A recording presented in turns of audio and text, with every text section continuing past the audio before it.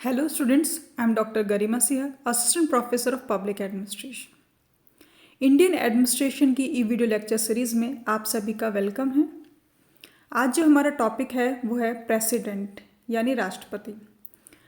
President जो topic है, अगर आपको उसे हिंदी में समझना है तो मैंने उसके लिए सेपरेट वीडियो बनाए हैं हिंदी मीडियम के लिए, और ये जो वीडियो है ये इंग्लिश मीडियम के लिए। So let's start the topic.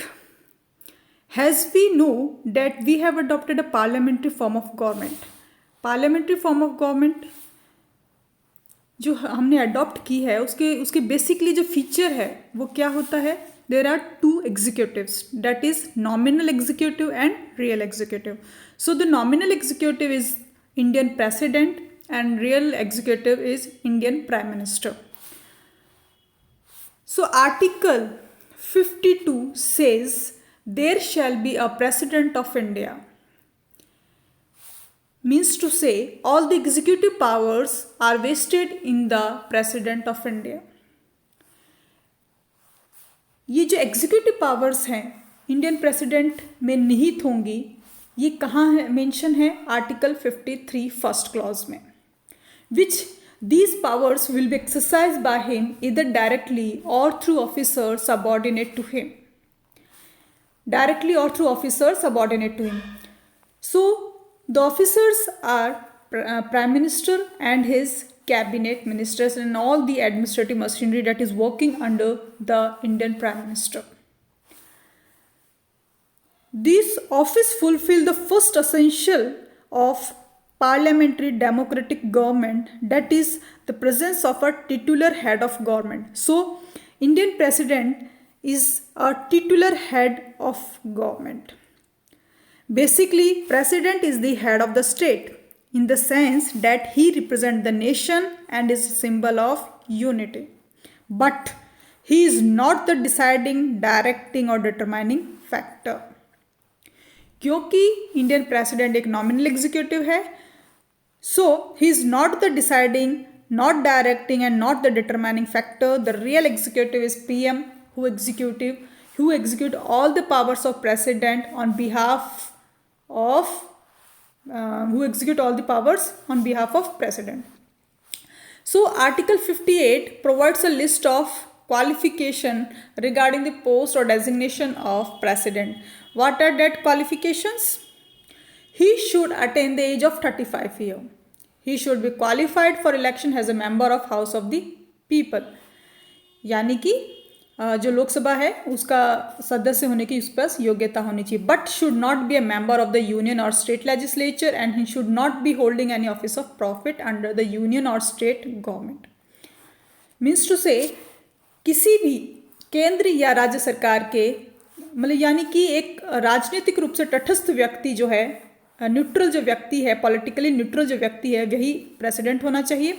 और कॉन्स्टिट्यूशन में ये भी मेंशन है कि उसे ऑफिस ऑफ प्रॉफिट, किसी भी लाभ के पद पर उसे नहीं होना चाहिए. She should not hold any office of profit. Has regard the qualification, constitution makers have left certain gaps, जैसे कि no rational is given for fixing at the age of 35, कि 35 ईयर ही क्यों डिसाइड किया, इसके पीछे कोई ऐसी कोई रेशनल बात या कोई ऐसी बहुत विवेक वाली बात नहीं है. It is not specified whether he should be a natural born citizen or naturalized one. So जो भी ये qualifications हैं, ये हमारे जो कॉन्स्टिट्यूशनल मेकर्स हैं इन्होंने इस क्वालिफिकेशंस को एक तरीके से इनको डिसाइड किया. बट एक्चुअली जो एज है 35 होनी चाहिए, क्यों नहीं होनी चाहिए, इसके पीछे कोई ऐसा तर्क नहीं है. बट जो इस पद पे, चूँकि इस पद पे जो व्यक्ति आता है वो एक मेच्योर पर्सनैलिटी होता है, तो मेच्योर पर्सनैलिटी बिफोर 35 तो वैसे भी पॉसिबल नहीं. इसलिए अब हम बात करते हैं प्रेसिडेंट के इलेक्शन की. तो हमने इंट्रोडक्शन जो है प्रेसिडेंट का वो कंप्लीट कर लिया है. सो president fulfils the requirement of parliamentary democracy. He is the titular head of government, just like king or president. The prime minister and his council of ministers is a real executive. So president is the head of the state, but he is not the deciding, directing or determining factor. The real power is exercised by political leaders who belong to the majority party in the parliament. सो अब हम बात करते हैं election कैसे होता है president का, election process क्या है। तो आर्टिकल जो 55 है कॉन्स्टिट्यूशन का, वो एक्सप्लेन करता है कि किस प्रकार जो इलेक्शन का जो मेथड है, जो तरीका है, the mode of the election of the president is mention in article 55। I have to mention one thing, ये जो आर्टिकल 52 है, 53 है, 55 है, ये आपको ध्यान रखना है। इसलिए ध्यान रखना है क्योंकि आपको इसमें शॉर्ट आंसर और जो आपके लॉन्ग आंसर्स है उनमें जहाँ जहाँ रिक्वायरमेंट होती है वहाँ वहाँ हमें इन आर्टिकल्स को मेंशन करना होता है, तो आपको आर्टिकल ध्यान में रखना है। सो जो आर्टिकल 55 है वो इलेक्शंस की किस प्रकार से इलेक्शन का मेथड है, मोड ऑफ इलेक्शन की बात करता है प्रेसिडेंट के। तो इलेक्शंस कैसे होते हैं? Indirect. The election process of president is indirect in nature. He is elected by electoral college. जो इलेक्टोरल कॉलेज है वो किससे बनी हुई होती है? The elected members of the parliament. जो भी मेंबर्स हैं पार्लियामेंट के निर्वाचित इलेक्टेड मेंबर्स, उनसे बनती है, और जो स्टेट लेजिस्लेचर के इलेक्टेड मेंबर्स हैं उनसे बनती है। तो आपको you have to mention the electoral college that is comprising of elected members of the parliament and elected members of the state legislative assemblies.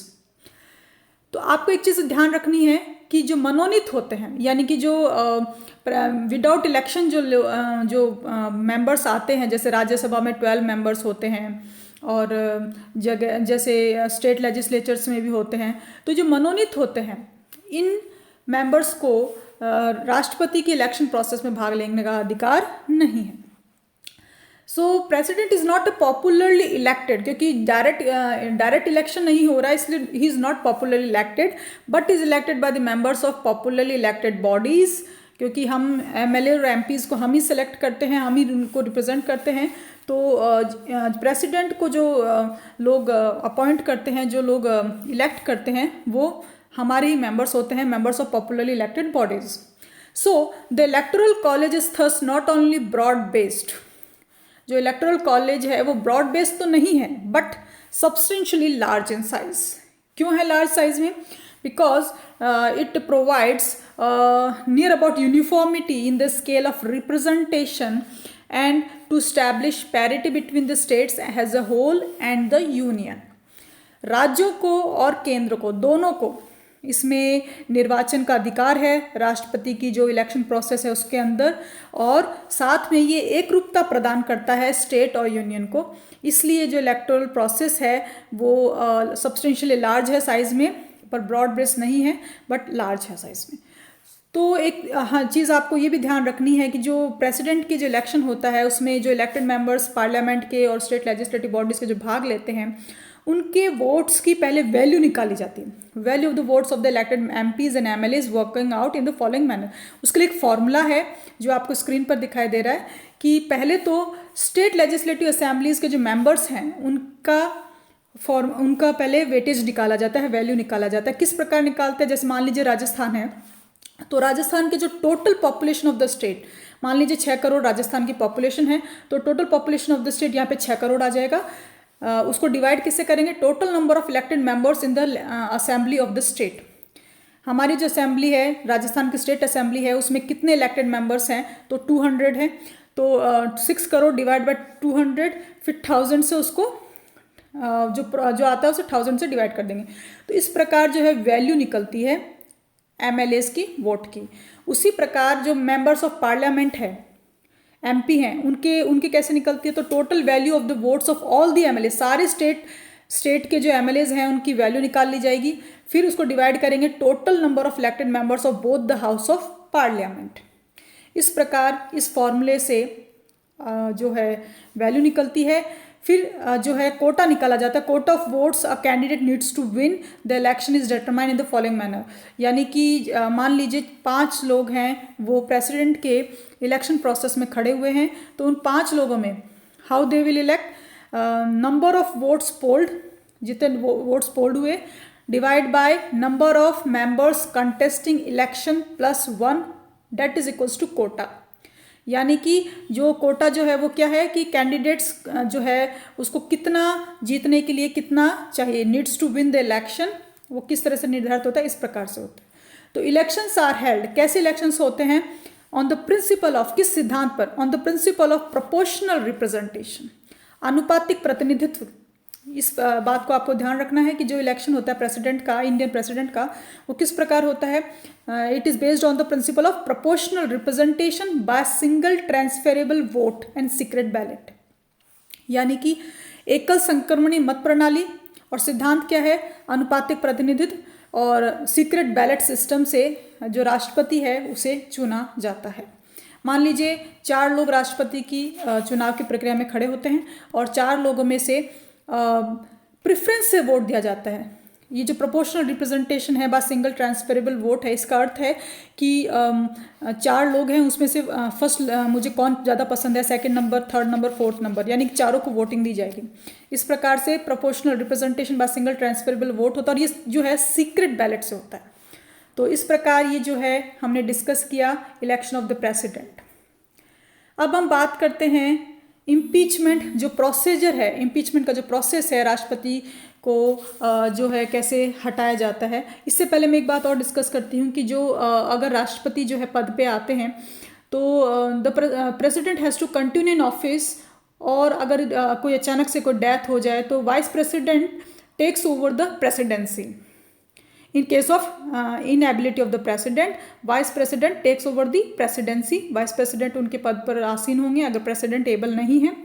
अगर vice president भी available नहीं है तो chief justice of the supreme court वो आएंगे, और supreme court के chief justice भी मान लीजिए अगर available नहीं है उस पोस्ट को होल्ड करने के लिए, तो पार्लियामेंट डिसाइड करेगा कि ये रिस्पॉन्सिबिलिटी किसे दी जाए।